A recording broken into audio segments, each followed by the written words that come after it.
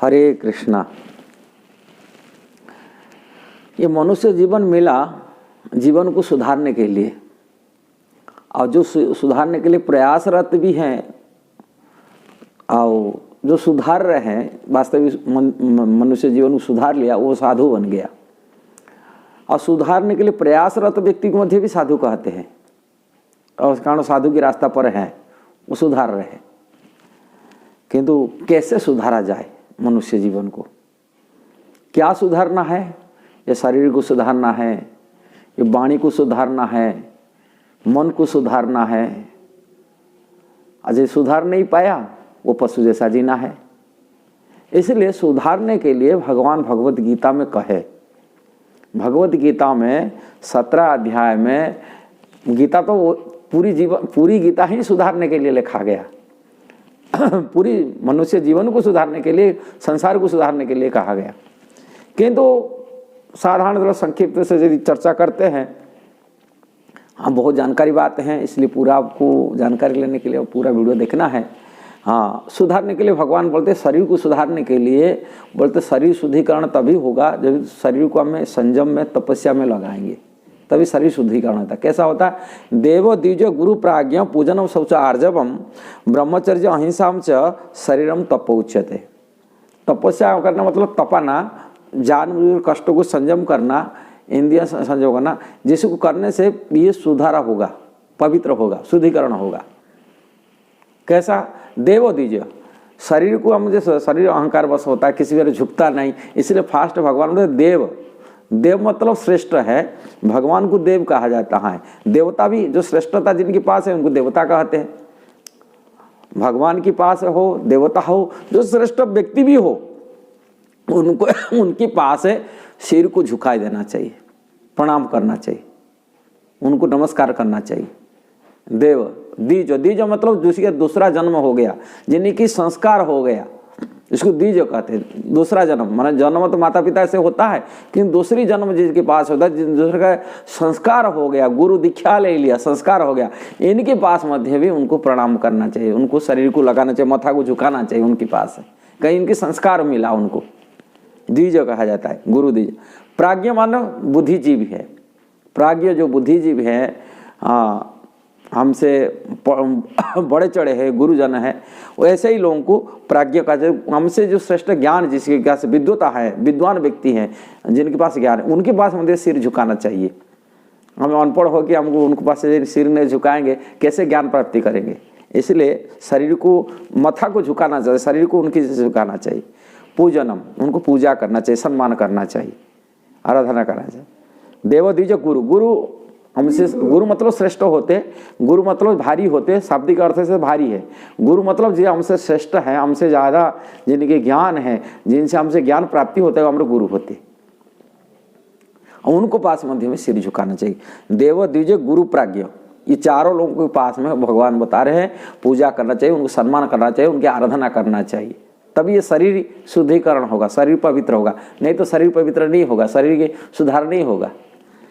पुण्य शौच आर्जवम, शौच मतलब शौचता रखना, शौच मेंटेन करना चाहिए। शौच की नीति से शौच कैसा, शौच होना पवित्रता कैसा आएगा?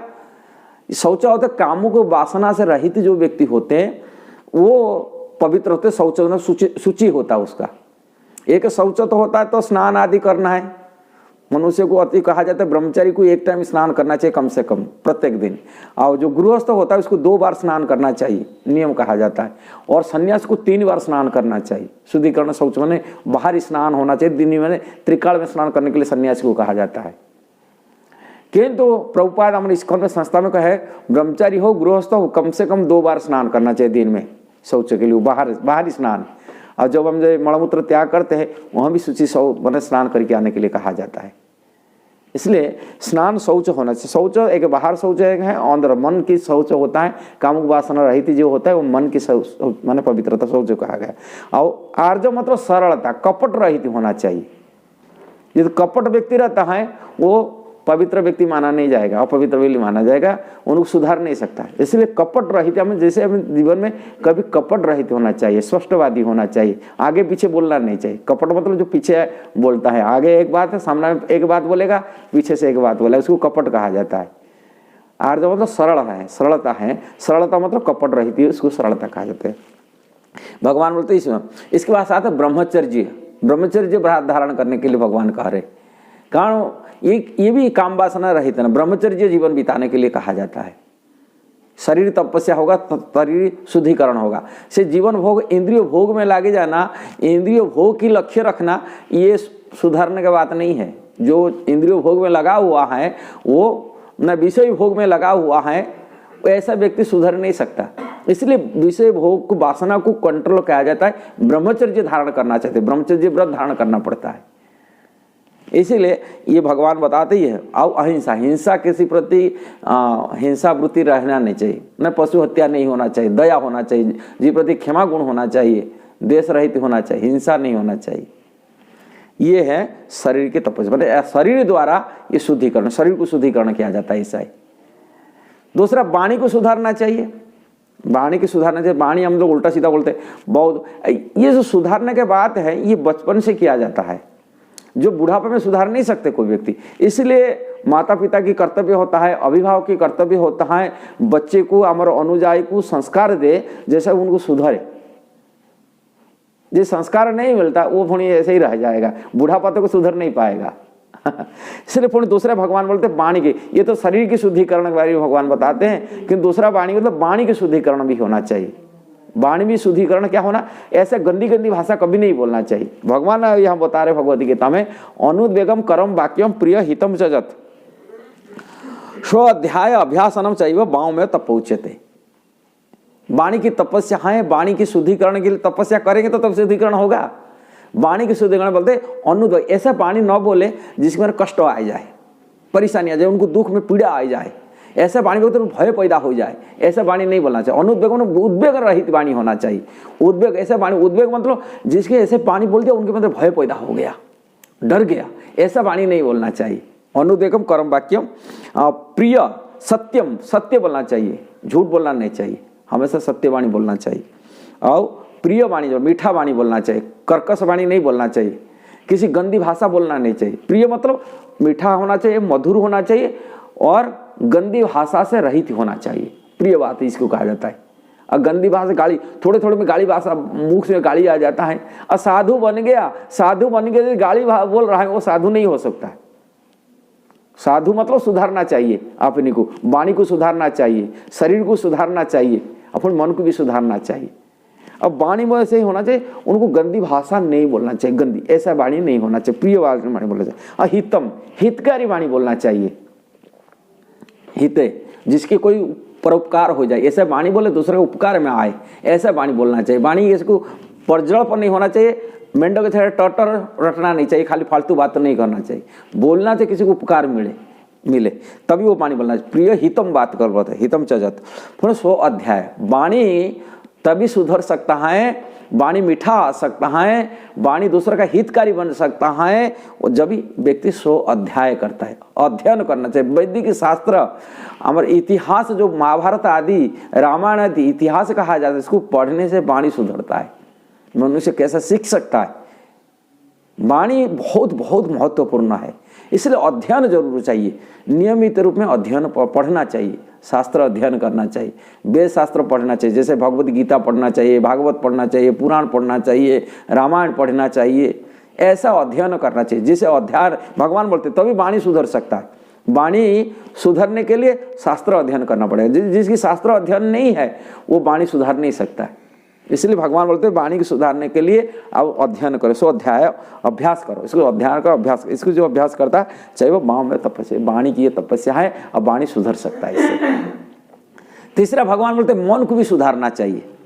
कब मन सबसे बड़ा सेंटर में बैठता है, हमारे इंद्रियों के सेंटर में मन है, मन सैंक्शन करता है तभी इंद्रिय भोगने जाता है, भोग करता है। मन को कैसा कंट्रोल करने के लिए भगवान बोलते हैं भगवत गीता में, मन प्रसाद सौम्यतम मौन आत्म विनिग्रह भाव संस्कृतित्व तप मानस उच्यते। भगवान बता रहे हैं मन प्रसाद होना चाहिए। प्रसाद मतलब संतुष्टि होना चाहिए। मन प्रसाद, मन असंतुष्ट जो होता ना उनके मन चंचल हो जाता है, विचलित हो जाता है, असंतुष्ट मन। इसलिए संतुष्ट होना चाहिए। संतुष्टि 4 चीज में किया जाता है, संतुष्टि होता है किस किस में, आपका धन में संतुष्ट होना चाहिए, भोजन में संतुष्ट होना चाहिए, जो हानि लाभ मान सम्मान है उसी में संतुष्ट होना चाहिए, और शादी विवाह करने वाला व्यक्ति अपनी स्त्री और पति पत्नी में संतुष्ट होकर रहना चाहिए।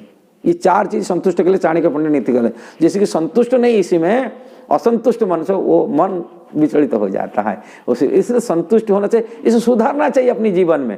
मनुष्य जीवन इसलिए मिला, पशु नहीं है, मनुष्य शरीर, उसको सुधारना चाहिए। मन को संतुष्ट करने के लिए कहा गया मन प्रसाद सौम्य सौम्य तो मना कपट रहित होना, कपट भावत होना, सौम्य तो मन कपट भाव रहित होना चाहिए। कपट शरीर तपस्या में भगवान वही बात बता रहे, यहाँ भी ये बात है, मन को हमेशा कपट से रहित होना चाहिए। बहुत गुरुत्व महत्वपूर्ण बात, कपट नहीं होना चाहिए। जहाँ होना साफ साफ बोलना चाहिए, आगे पीछे नहीं बोलना चाहिए। इसके बाद मौनम, मौन मतलब गंभीरता होना चाहिए, सीरियसनेस होना चाहिए। कोई भी कार्य करते हैं गंभीर बनना चाहिए। आप पढ़ाई करते हो कि भजन करते हैं, भक्ति करते हैं कि कोई बिजनेस करते हैं, इसे चंचलापूर्ण नहीं होना, गंभीर होना चाहिए, सीरियसनेस से होना चाहिए वो कार्य के लिए। ये सीरियसनेस नहीं है अपने जीवन में, माने चंचलता जो है, अस्थिर रह जाता है, वो व्यक्ति जीवन में सफलता प्राप्ति नहीं करता। इसलिए मन की जो होता है गंभीर होना चाहिए, उनको सीरियसनेस होना चाहिए, उनको स्थिर होना चाहिए, धैर्य होना चाहिए, इसमें होता गंभीरता। आत्म विनिग्रह, आत्म विनिग्रह मतलब मन को, इंद्रियों को संयम करना। आत्मा मतलब यह इंद्रियां हैं, इंद्रियों को संयम में रखना चाहिए। इंद्रियों भोगने के लिए तो बहुत सारी चीज चाह रहा है, ये खाए, ये सुने, ये देखे ना, इसमें कंट्रोल, मनो विनिग्रह होता है, इंद्रियों को संयमित रखने का रहेगा। इसे संस्कृत ही शुद्धिकरण होना चाहिए, इंद्रिय होना चाहिए। ऐसा मन की जो चंचलता विचलित होता है, इंद्रियों भोग में विचलित हो जाता है, विषय को देखकर इंद्रिय प्रभावित हो जाता है, इसी विषय को भोगने के लिए मन में इच्छा आ जाता है। इसे विनिग्रह, मन को खींच के रखना चाहिए, मन को इस पर कंट्रोल कर रखना चाहिए, विनिग्रह कहा जाता है। ऐसा करने से मन शुद्धिकरण होता है, मन को सुधार जाता है। इसलिए 3 चीज सुधारने बहुत जरूर मनुष्य जीवन के लिए है, और ये बचपन से ही सुधार सकते हैं। अब बचपन से जिसकी सुधारने की मनोवृत्ति नहीं है कि बच्चों को ना हमें शिक्षा देते हैं, स्कूल में हो, कॉलेज में हो, बच्चे को जो भी शिक्षक है, ये शिक्षा के लिए बहुत महत्वपूर्ण देना चाहिए। तो तभी बच्चे के अंदर ये संस्कार डालना चाहिए, ये मनुष्य जीवन में सुधारने के लिए। ये आपको अच्छा लगा वीडियो, जरूर उसको शेयर करना, सब्सक्राइब करना, लाइक कमेंट देना। हरे कृष्णा।